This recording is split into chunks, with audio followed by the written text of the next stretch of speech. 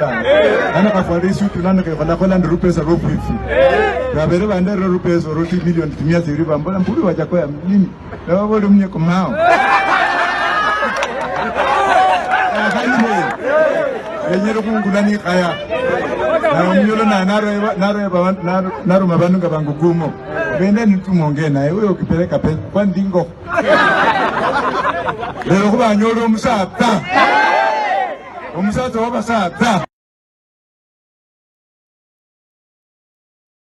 It would seem that many Kenyans, too many, love Raila Odinga so much that when somebody makes some wild allegations against him, very crazy allegations, they ignore.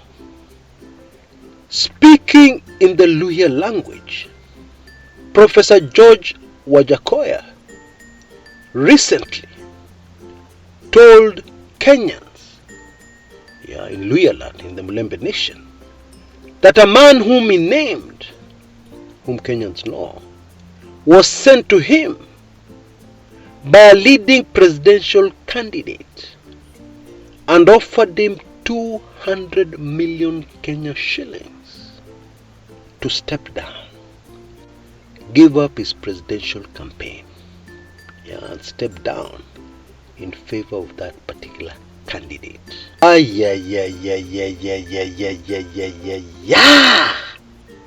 This is what my video today is all about. We shall dive very deeply into that particular very wild, controversial allegation. Hii show moto kama pasi ya makaa. Karibu sana. But before we hit the road, a quick one. Please spare the time to like this video, so that it gets a wider reach and reaches more Kenyans, who I'm sure will find this content interesting and maybe valuable. And of course, if you're not a subscriber, just take a moment to subscribe and press the bell button so that you never miss any video from this channel. Especially now, when our elections are so dangerously close. And then we're on our last few days of my amazing offer on my landmark ebook, Let the Blood Flow, which deals with the clashes of 2008 and is even more relevant right now, especially if you consider the latest news coming in from the ICC. Very crazy headlines about people who are eliminated by a certain presidential candidate and people who are bribed to change their testimonies. That's the evidence which is going down at the ICC now as we speak. So when you take in the book, you'll be able to relate very easily and make a judgment for yourself. Right! Twende kazi and enjoy.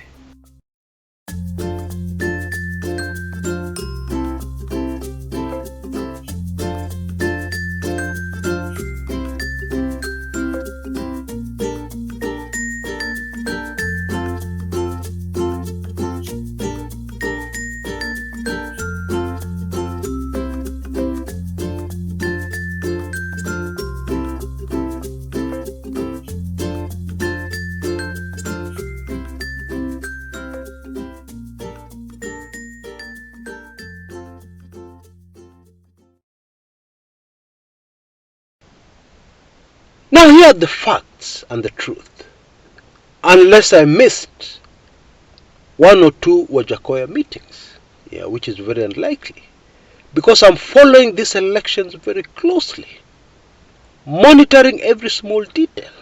That's the only way you can be able to do accurate analysis that will stand the test of time. Presidential candidate George Wajackoyah, although now some Kenyans prefer to call him George Wajackoyah, Kenyans, was speaking in the Luhya language in Western Kenya And what he said, very sensational remarks, very controversial. What he claimed was that Raila Odinga sent a man called Fred Gumo. Fred Gumo has always been a close ally of Raila. And he sent Bwana Gumo to Wajackoyah, offering a huge sum of money. For what?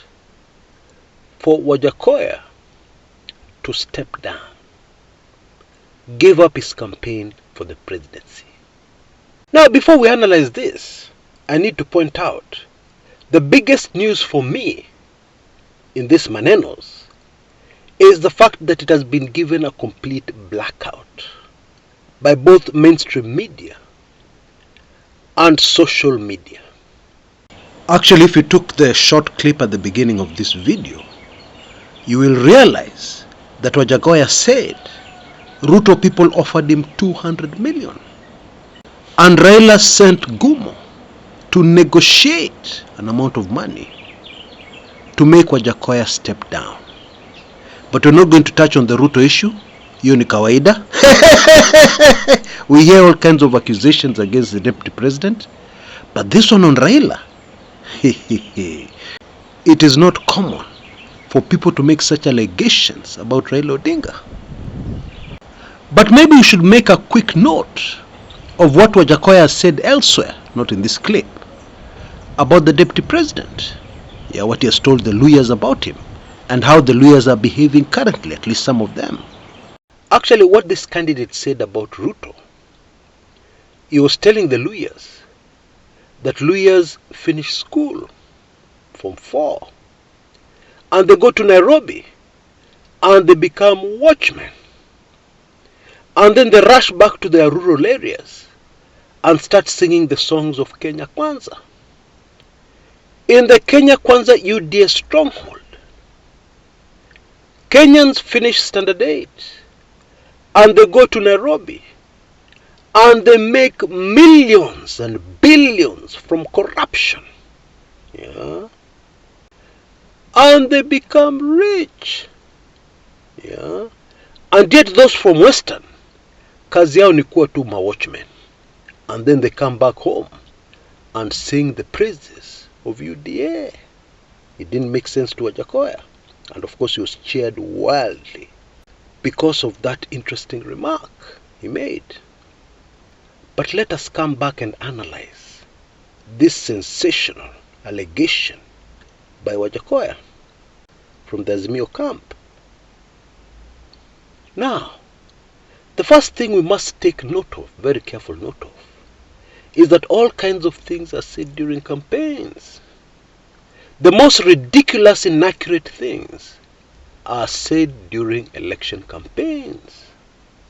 And therefore verifying the truth of what politicians say when they're looking for votes is an uphill task.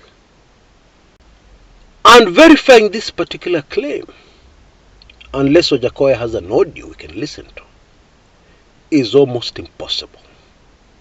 Because it is just the word of Wajackoyah against the word of somebody from Azimio.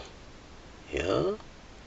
And so instead of trying to figure out whether it is true or not, a much more useful exercise for us here today is to analyze the possible political impact. Indeed, in my view, that is even more important. Because we all know in politics, perception rules. Yeah, the facts are not important. The truth is not important. Yeah. When politicians go out there looking for votes, what terribly matters is perception. And to get that perception, mnaambiwanga uongo nyingi sana. Let's accept that. Now, for starters, it is interesting that this particular presidential candidate chose to make these remarks in Western Kenya. And it is even more interesting that he decided to use mother tongue to make these particular remarks. You know, we have to accept one thing. When you speak to people in their mother tongue, the message really gets home. I think you've been in these instances where people are discussing something, maybe in a family setting, and they're using either Kiswahili or English. Yeah. And the message is not really hitting home. And then the person delivering that message, the speaker, turns to mother tongue. And immediately everybody understands. Immediately everybody believes. It is psychology. It is human nature. In my opinion, this is a very damaging remark to Team Azimio in Western Kenya. And although it may not lose them enough votes to make an impact, it will definitely lose them votes, while dramatically lifting the profile of one George Wajackoyah, and the perception Kenyan voters have of him. Now, we cannot rule out the possibility that this was a deliberate move in cooperation with Azimio to try and get it completely out of Kenyan minds that Wajackoyah is an Azimio-sponsored candidate, which is what everybody is saying. Because the truth is, if people view Wajackoyah the same way they view Azimio, his candidature will not have the desired impact, assuming that it is true. I'm not saying it is. Assuming that it is true, that is a Team Azimio candidate, sponsored chini ya maji, which is normal in politics all over the world. We've said that before on this channel. So we cannot rule out that possibility. But there is something else even more interesting emerging here. In my younger days, there was this very popular theme that was used in many movies of a genius, absent-minded professor who creates a robot of some sort, a monster, which initially he fully controls.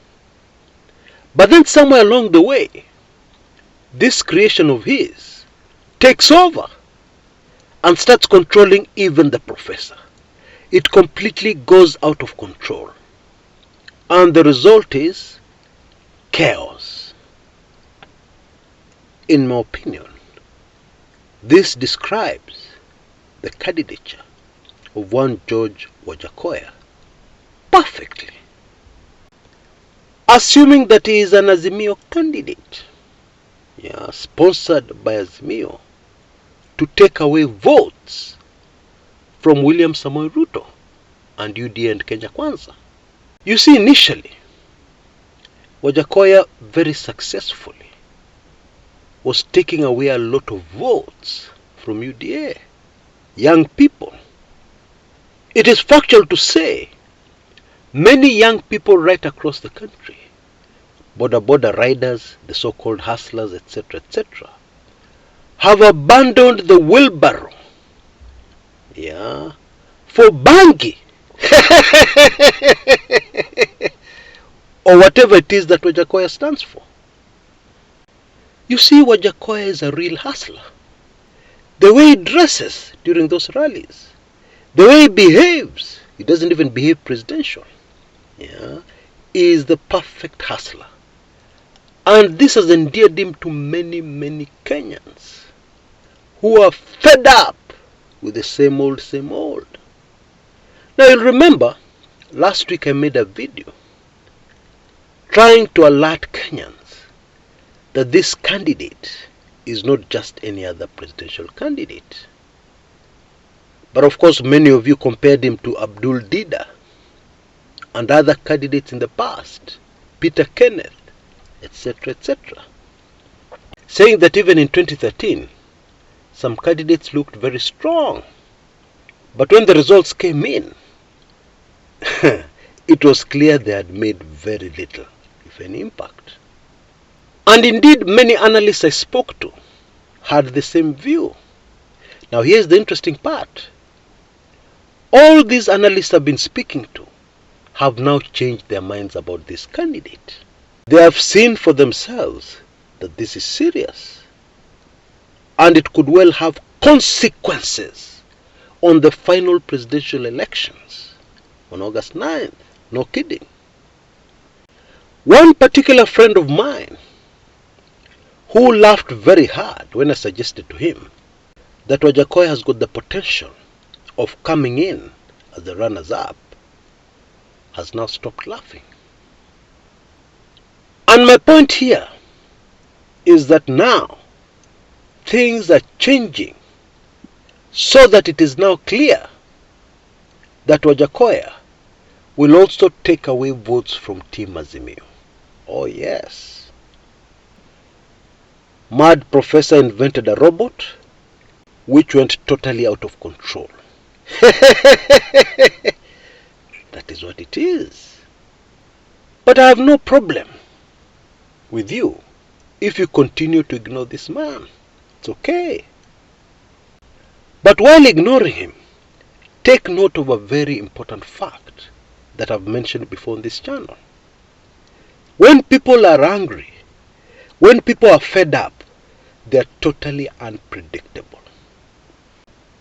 And if that is true, then we cannot afford to ignore George Wajackoyah. We can't afford to ignore him. If what I've said is true, if Kenyans are very frustrated just now, going through so many hardships, if Kenyans are very angry, if Kenyans are so desperate for change, if all those facts are true, you ignore Professor George Wajackoyah at your own peril. In my opinion, Team Azimio needs to wake up pronto. They need to wake up very quickly and start paying closer attention to this professor. And they need to come up with a strategy to protect their votes from being taken away by the weed-loving professor. Otherwise, on August 9th, inawezekana tutaona maajabu. What? Until next time, this is Chris Kumekucha.